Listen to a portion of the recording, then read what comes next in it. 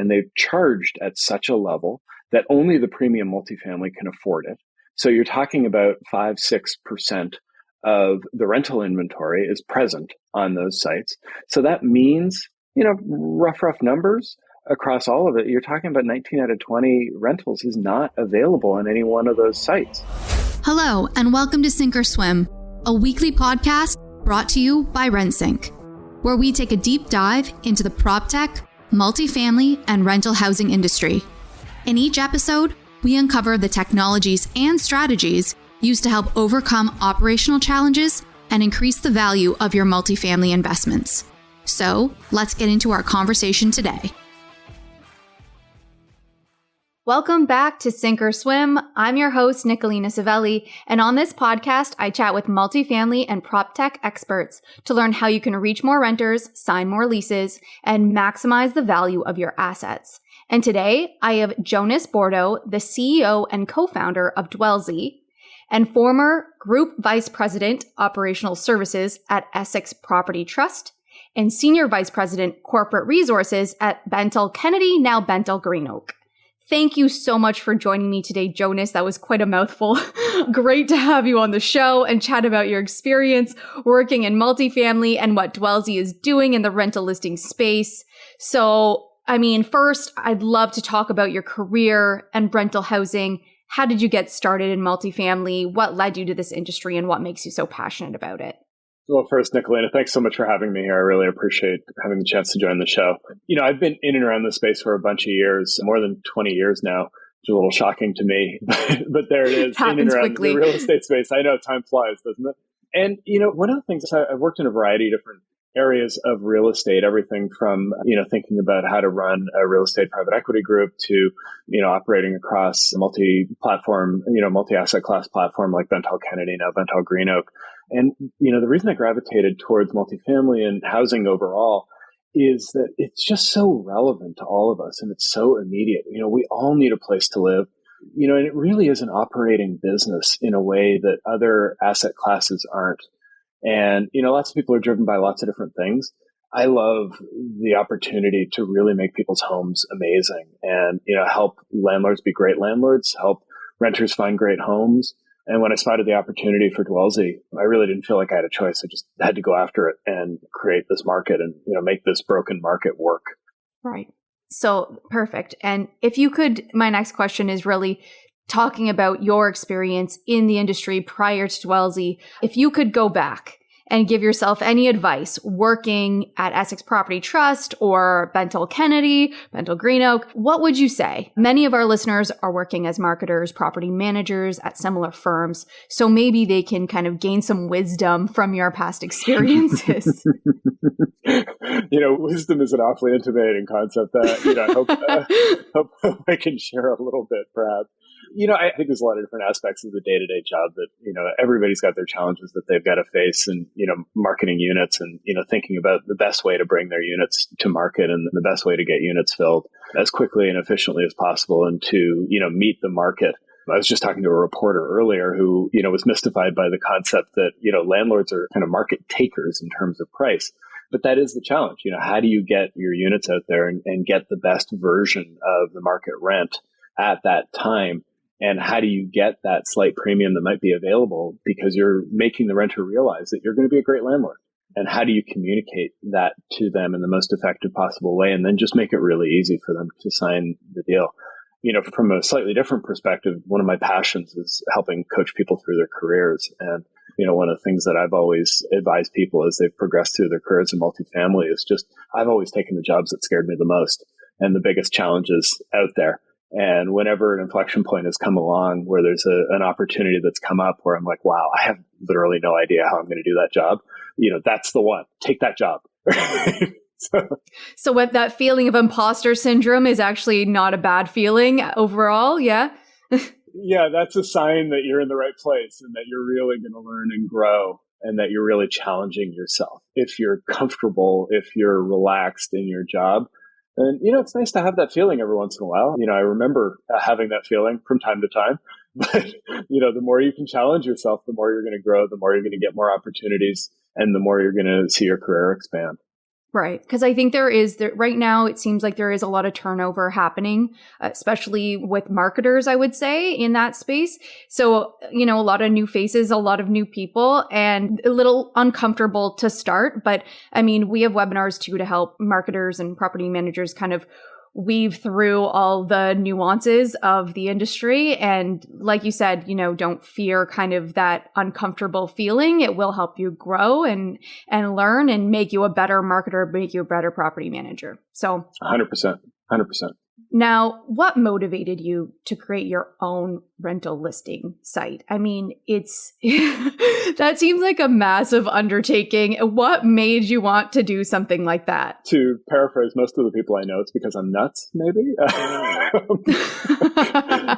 Fair. Okay. No, Okay. I might call you that too before you answer this question, but yeah.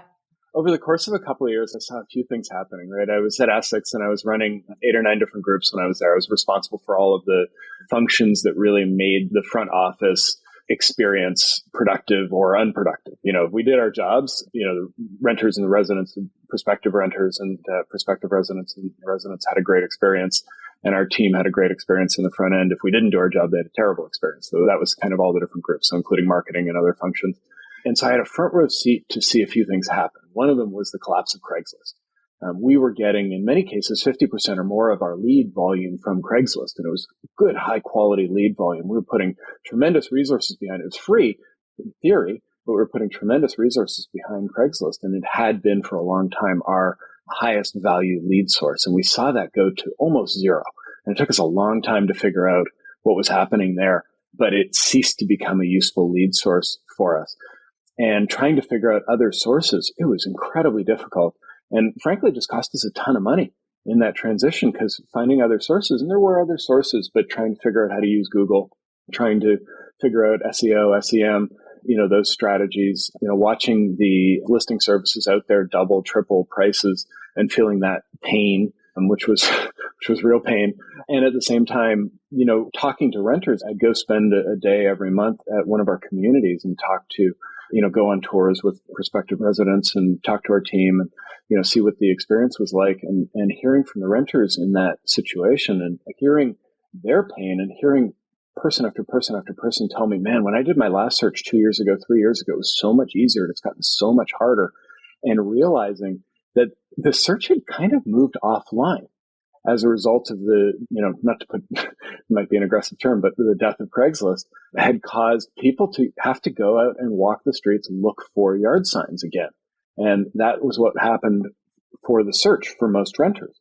And then the pandemic happened, and that wasn't exactly the most convenient time to go looking. Exactly. Yeah. No, and that was a whole other level of complexity. But, you think back to 2018 when I was thinking about this, and it just felt like such a big need that you have this market that affects 120 million Americans each and every year between renters and landlords. And it's such a big problem. Back to, things that scare you. It seemed like this massive market that impacted so many people that was failing and hurting so many people in the process. And it seemed like a huge opportunity and a huge opportunity to fix. And if we were to do that, so many people's lives would be better. And so here we are trying to fix it. Now, before I move on to the rest of my questions, can I ask, because we're in Canada and Craigslist is not the most popular kind of listing site, but can you explain why Craigslist kind of just lost its momentum where you are and why that kind of happened to the multifamily, the rental listing community per se? But basically, yeah, why did Craigslist start to lose its momentum? Yeah. I wrote a whole Medium post on this. If anybody wants the long form version of that, I'll send you that so you can put a link in the show notes. But the basic version is fraud spiraled out of control. Craigslist was an almost perfect incubator for rental fraud. I liken it to Prohibition creating the mafia in the U.S. I just started watching Boardwalk Empire, so this is very relevant comparison. Yeah, very relevant comparison. Yeah, you have a combination of a bunch of factors. You have a large dollar transaction with money changing hands between strangers under duress, not necessarily, negative duress, but there's time pressure. There's the pressure of finding the right place, and you got 30 days to get out of your place and find a new one. Everybody's feeling pressure in the situation in, depending on the circumstances, somewhere between 10, 20, 30% of people don't actually get a chance to look at the place before they move in. So you're talking about wiring first and last month's rent, which in some cases is people's entire life savings, to a complete stranger. That, and the dominant platform insists on anonymity as the driving characteristic. Oof. And then you have the rise of new payment systems like Venmo and Zelle in the US, where you have no recourse, and those systems become the norm for exchanging money between people. And you have a near perfect incubator for fraud, and a professional class of fraudsters exploded in the mid 2010s. And that actually wasn't the thing that undid Craigslist. What undid Craigslist was a new form of fraud, which is a variation on, the oldest fraud in the world, which is I've got this, huge pile of cash, and if you give me $1,000, I'll unlock it and send it to you.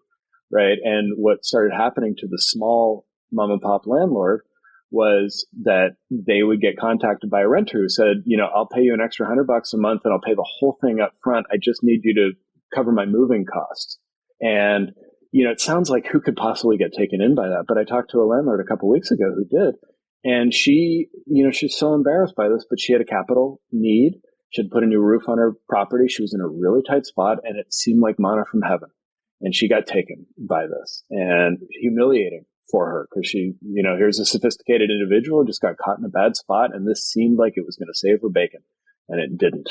Instead, she got taken for $1,000, and that forced all the small landlords off Craigslist, and all of a sudden they lost their market liquidity. And without the small landlords, the big landlords got off there, and all of the really exciting inventory is the small landlord stuff. That's the really exciting stuff. Now, that said, Facebook has made some changes, and now yeah, they have. which makes it a little bit more difficult for people to now, with the renting product, syndicate ads, large, basically multifamily. It makes it a lot harder for them to get on there. So it's the small landlords that are using it predominantly. I mean, here and there, yes. I mean, I think everyone is, but it's becoming less of a kind of a convenient source. And do you think that there's going to be some problems with potential? I mean, there's a little bit more liability. I mean, a little bit more awareness, a little bit more openness with who maybe you're contacting. But do you think that there's a possibility of that also happening with Facebook? Oh, it's already happening. Yeah, the fraud is through the roof. Yeah, it's like anytime you have an unconstrained marketplace. And look, Facebook's a great organization. They do a lot of things really, really well. But they have a marketplace that is not focused on this space. This is a unique space that has unique characteristics. Fair housing is a huge barrier to entry for anybody. If you're trying to sell shoes and apartments, like, ooh, be careful, right? Right. 100%. So you got to be really careful about that. And, it's a huge challenge for them. And to try to keep the fraudsters out of that space and to maintain a wide open marketplace where you can literally sell anything, that's incredibly challenging. So, I don't think anyone who tries to sell anything in one place is ever going to be successful in a complex technical category like this. I think it requires a category expert in order to be successful. And so I think Facebook is always going to struggle. Obviously, they're an enormous brand and a super smart company, and so many people use them. But they can't do everything in a specialty. Yeah, and we're also seeing, decline in use there. We're not investing materially in there because our audience isn't on Facebook anymore. They're on TikTok. They're on Instagram, which is Facebook property, but they're not on Facebook anymore. So, if the millennial renter, if the, next cohort of renters isn't there, then, it's not going to be a great place to find renters in the future. So, I think Facebook is a force in the market, but I wouldn't rely on them long term. Okay. Awesome. I mean, to circle back and what motivated you to create your own rental listing site, I mean, there was just obviously a great need for something that was specialized in, Craigslist just became non-existent. That wasn't an option anymore. Yeah. Look, think about Amazon, right? One of the reasons Amazon is so successful is you can go on there and you can find anything you want. Right. And they have all the things. So it is a incredibly logical first stop. What are the alternatives to LinkedIn? There are no alternatives to LinkedIn. And the reason for that is because everybody's on LinkedIn. There's no rationale to going somewhere else. The renter wants all the inventory in one place. And if you introduce a barrier, the traditional ILSs have targeted large-scale multifamily, and they've charged at such a level that only the premium multifamily can afford it. So you're talking about 5-6% of the rental inventory is present on those sites. So that means, rough numbers across all of it, you're talking about 19 out of 20 rentals is not available on any one of those sites. And for the renter who's looking for a place and might be considering all 20 of those places, the number of conversations I had, I stood up a contact center when I was at Essex, which is a whole story in and of itself. We could do a podcast on that one. But I had a ton of conversations with prospective residents when I was there in that process. And the number of conversations I had with folks who were considering a single family home here and a walk-up apartment there, and a 2-bedroom in one of our big communities simultaneously, that's the reality of the renter search, is they are considering a wide variety of asset classes and locations. And if you're going to serve that renter, and I'm talking about really serving that renter, not just bringing them the product that you've got, then you need to have all the stuff. And so that's what we're aiming to be, is that completely comprehensive marketplace. And so that's what we're building. We want to have every available listing in America. We're well on our way. We've got about 25% today and, growing aggressively. Well, I'm going to talk a little bit deeper on that in my next question. But before we do that, I'd like to know your thoughts about the statement, listing sites are antiquated. I think that that's a reoccurring trend. We've seen it at events recently. And you know what? In some cases, I think that it's a true statement, but maybe you can expand on how you feel about that and maybe what needs to happen with listing sites so that we don't keep hearing that. Are you looking to connect with more renters in Quebec and fill units fast? When you syndicate your properties with RentSync, you'll have free access to some of the most popular rental listing sites in the province, including louer.ca and Logis Quebec. Plus, we've upgraded our autoresponder tool so you can instantly translate your emails in French to better engage with all your prospects. If you're currently a RentSync client, your account manager can help you get set up. Or, if you're looking for more information, visit rentsync.com/Quebec-rental-listings. Now let's get back to the show. Yeah, I'd say yes and no on that. I'd say to some degree, absolutely. This industry was formed in the context of Craigslist. So there's a lot of innovation that's happened over the last 2 decades across other industries that hasn't happened in this space because Craigslist dominated the market and everybody had to evolve in the context of Craigslist. So as a result of that, it was not a fully formed development. So we still kind of have, classifieds on the internet, which is very much a Web 1.0 construct, and that is the concept. That said, I've been a client of a lot of these ILSs and they do a good job. They deliver by and large high quality leads and they help a certain type of renter find a certain type of property. And they played that game well and they can be a useful service to the right folks at the right time. So I'm not going to be a critic of them in that way. I think they provide a useful service. I do think it can be done better. And I do think they are not serving the actual renter as they stand. I think they're serving certain landlords, certain property managers quite well. I don't think they're serving any renters comprehensively, but I don't think they're setting out to do that. They're not meaning to serve any renters comprehensively. They're meaning to serve landlords and meeting their need for traffic in order to get their units leased. And they're doing that. They can provide significant lead volume and traffic in order to get the units leased. And that's what the landlords are paying them for, and they can do it. And so, yeah, no criticism of that. But it is, it's the same construct of 20 years ago. One of my person I'm friendly with in the industry is a guy who founded rent.net back 25 years ago. And his printed book at that time that he moved online, it's the same darn thing. These folks that have evolved into what these folks are doing. Like, it's the same darn thing, right? It's time for something new. I think we're building that at Dwellsy, but, Right. So let's talk about that. Let's talk about Dwellsy, its competitive offering in online marketplaces. What sets Dwellsy apart? Yeah, we're a true marketplace. So we literally aim to have all of the marketplace offerings available in one place. So we've aimed to reduce friction to zero to allow every landlord to list with us. It is genuinely free, no asterisks. It is free to list. It is no charge for leads, no charge for leases. You can't, it's funny. I have all these conversations with people. They're like, well, how do I pay to get first page placement? I'm like, you can't. There's no buying first page placement. And why is that? That's because we provide pure organic search results to renters. Renters find what they are looking for. And that's for a couple of reasons. One, it's a much better experience for renters. Renters can actually find what they're looking for as opposed to just seeing the lease up down the street every time they search for anything. The other thing is it massively increases lead quality. Lead quality goes through the roof when renters are only looking at the things that they have searched for. And so as a result of that, we provide the highest quality leads in the industry at zero cost, which is a pretty good value proposition, I think. Yeah, and we're integrated with all the major property management software players, Yardi, Entrata, et cetera. So, in most cases, it's just clicking a button. There's no contract required. So people, don't have to sign a contract. You don't have to talk to your legal team. If you're a property manager who's got the ability to do that, you can just click the button and list on Dwellsy. If you're a marketing person who's got that responsibility, you can just click the button and list on Dwellsy. Awesome. Now, okay, so my question is obviously, how do you plan to monetize this? Yeah, that's a great question.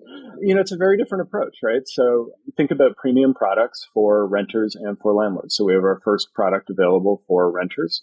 It's called Dwellsy Edge. It's a bundle of product and services that help renters have a better experience. So one of the things, for example, that renters don't know is the difference between being the first to inquire on a property and being the 10th is, generally speaking, the difference between getting the place and not getting the place. And we will send you a text message the moment a place becomes available. Now, it's not really a multifamily problem. Multifamily is a very different world. But if you're looking for that single family rental that is in the right school district that will take your pit bull, and that place becomes available, man, you need to know about that the second it becomes available, because if you're the 10th inquiry on that place, you're not getting it. That makes sense. Yeah. So that is one of the characteristics of that product. So that's the kind of thing that we'll be offering. We have advertising on the site. That'll be a core piece of the picture. And we'll have products that we offer to landlords and property managers down the line. Candidly, we don't see the high-end, premium, large-scale property managers as a big part of our revenue model ever, really. Most of the product that we will offer is for the smaller mom-and-pop landlords. We think the property management software folks and others serving the enterprise market do a great job. We're happy to be partnered with those folks, and we want to support them with data and software and services that help them take advantage of our industry-wide data source and resource. But we don't want to compete with them and do that thing. That what they do is really hard. And I'm really happy for them to do their thing and serve the large-scale industry really well. And in as much as we can be a good partner to them, we will aim to do that. But most of our economics will come from smaller folks. And, if we can help drive down cost of marketing and drive up, the quality of service that the large scale folks can bring to their residents, then, it's a win. Of course, which kind of leads me to the next question, which you've kind of answered in a way. Obviously landlords have a love-hate relationship with listing sites and what you're doing at Dwellsy to make that relationship better, which I think you've spoken to. If you want to, speak a little bit further on that, but maybe in future, anything more that you plan on doing, feel free to kind of add to that. Yeah, we really want to make it easy. And really want to, one of the things that I saw is how labor intensive it was to work with Craigslist and how frustrating it was to, not be able to talk to anybody over there and not be able to, everything just got ghosted. We don't know why. We don't know what happened. We don't know what we could do to fix it. That kind of experience on one end of the spectrum. On the other end of the spectrum, huge friction and huge cost with the traditional ILSs. And we're aiming to take a middle road where it is entirely automated. Just plug your system in, the, listings appear on an automated fashion. There's nothing you need to do to manage that. The leads just come in. They're your highest quality leads. So you don't need to worry about managing that and dealing with any issues related to that. It's funny. We had all these conversations in the beginning about ROI with people because we're kind of breaking all the models because all of their ROI systems were showing up with Dwellsy in some form or fashion, breaking their model, either showing as infinite or zero, depending on how their model broke, because everything was free. Everything was free, yep. So infinite so ROI, like, yeah. We don't know what to do with this. These Dwellsy leads are really weird, And yeah, but the ROI is great because it's free.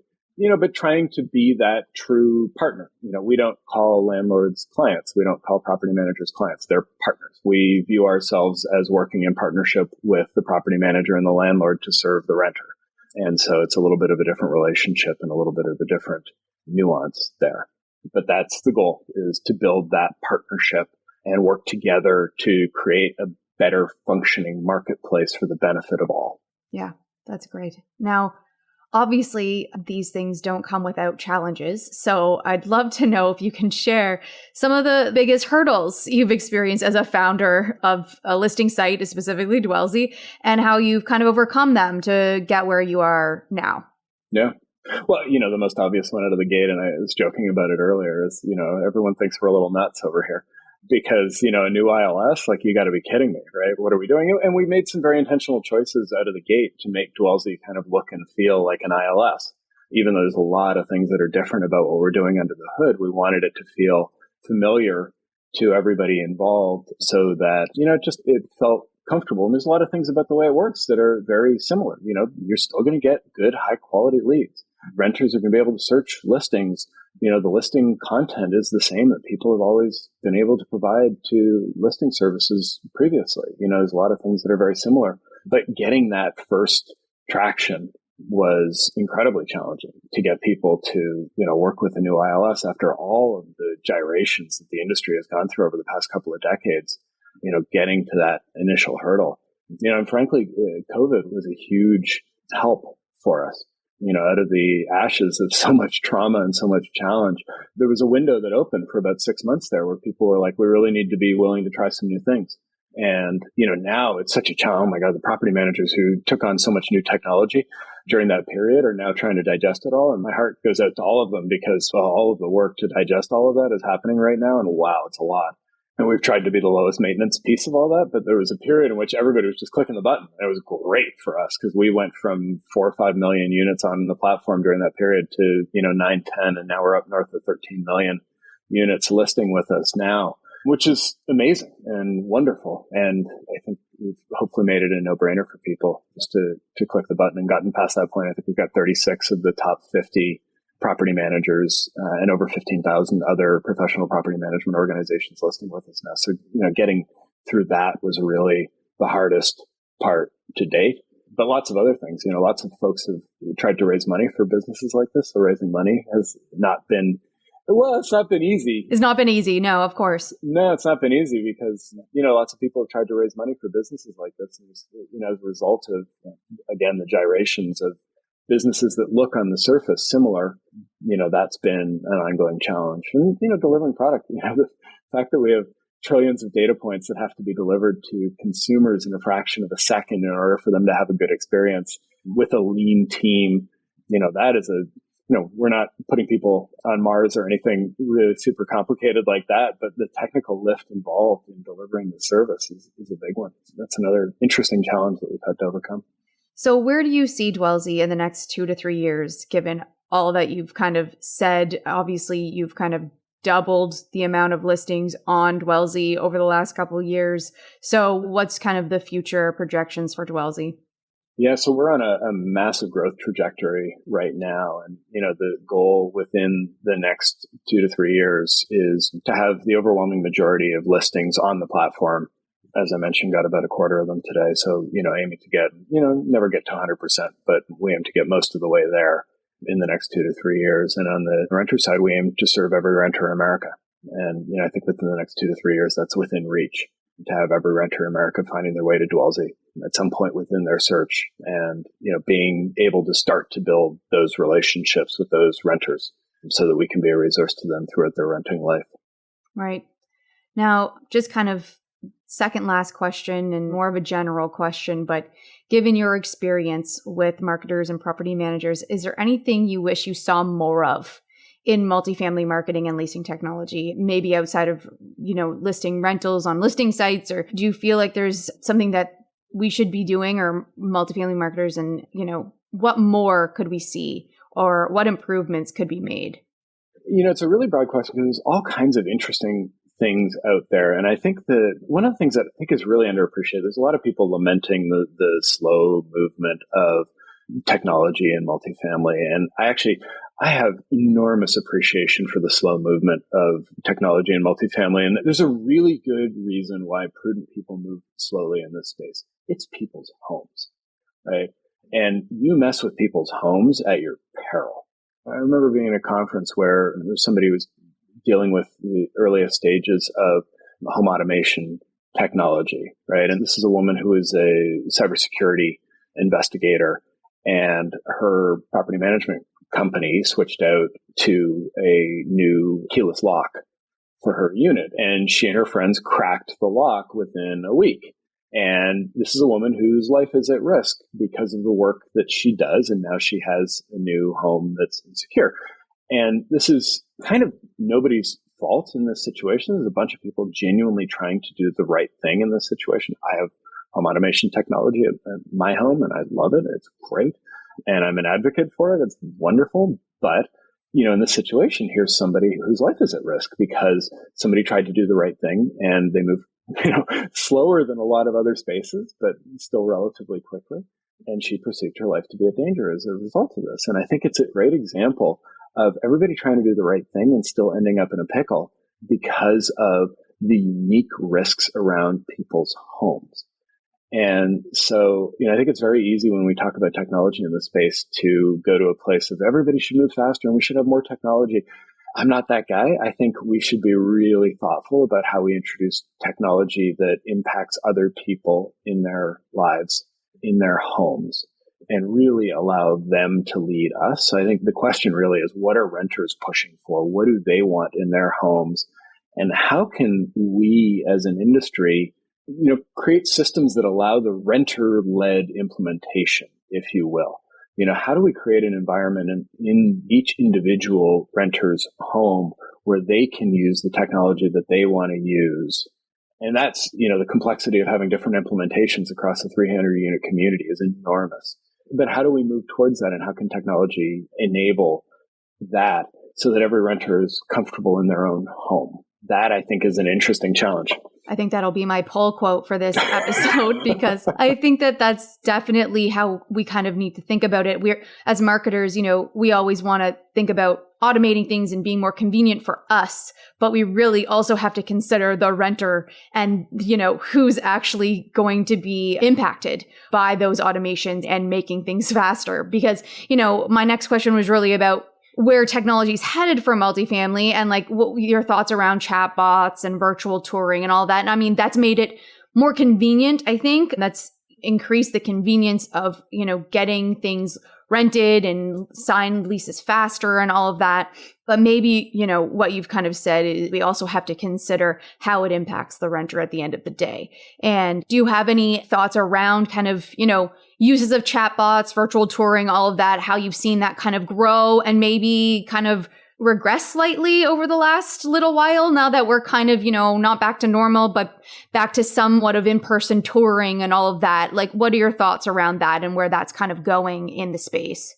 I think chatbots are great. I think, AI is great. I think creating optionality wherever we can is wonderful. I was talking to a property manager the other day that's converting to a slightly different sales structure where they have leasing agents covering multiple properties and they have AI-powered chatbot. I get the terminology wrong all the time, but AI-powered chatbots. I think they were using the MetaLease product. And, they are able to have that process a lot of logistical conversations, and the renter has an option to exit that process and talk to a live human and either do a self-guided tour or tour with somebody who's not necessarily at that property all the time, but can be if the renter wants a guided tour. And I think that's a really nice model because that's really putting yourself in the renter's shoes and thinking about what the renter wants, as opposed to saying, hey, at this property, this is how we do it.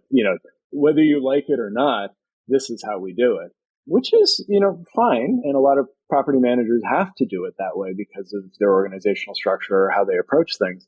But if you have the operational heft and capability to really think through the renter's mindset of what they want and be able to meet their needs where they are, regardless of the characteristic of that need, I think that's a great way to do it. Because a lot of people don't want to talk to a human unless they have to. No, and I mean, I'm a millennial, but I know Gen Zs, whatever, they're on another level of millennials when it comes to kind of digital communication and really not wanting to, take that step to meet someone if they really have to. I mean, I have that as well. So I can only imagine the future of renters feeling that that's kind of what they want. And I think having the flexibility and being able to provide that flexibility is really important to the leasing process, and just providing the options and putting them on the table if you can, if your organization affords you that luxury to do that. So, right. And I recognize there's a lot of organizational complexity involved in offering options, and that's not easy to do. And a lot of ownership groups, even if the property managers want to be able to do that, a lot of ownership groups are like, I don't know if we want to do that, right? That's fair. Well, Jonas, this has been a great conversation, but last but not least, if listeners are looking to connect with you, where can they find you online, or even with Dwellsy, where can they go to get on Dwellsy if you're a landlord, renter, whatever? Yeah, absolutely. Dwellsy.com/list with us. Just go to Dwellsy.com and it's easy to find there. If anyone wants to chat with me, I'm at Jonas@Dwellsy.com. Always happy to chat with folks. So feel free to reach out. Awesome. Well, Jonas, thank you for sharing all your knowledge and wisdom with us, and for taking the time to join me on this episode of Sink or Swim. And until next time, keep swimming. You've reached the end of another episode of Sink or Swim. Make sure to visit us at rentsync.com/podcast to access show notes, key takeaways, and where you can sign up to our newsletter to receive free bonus content. If you found value in this show, please also remember to rate, review, and subscribe. Don't forget to join us next week for another episode. Thanks for listening.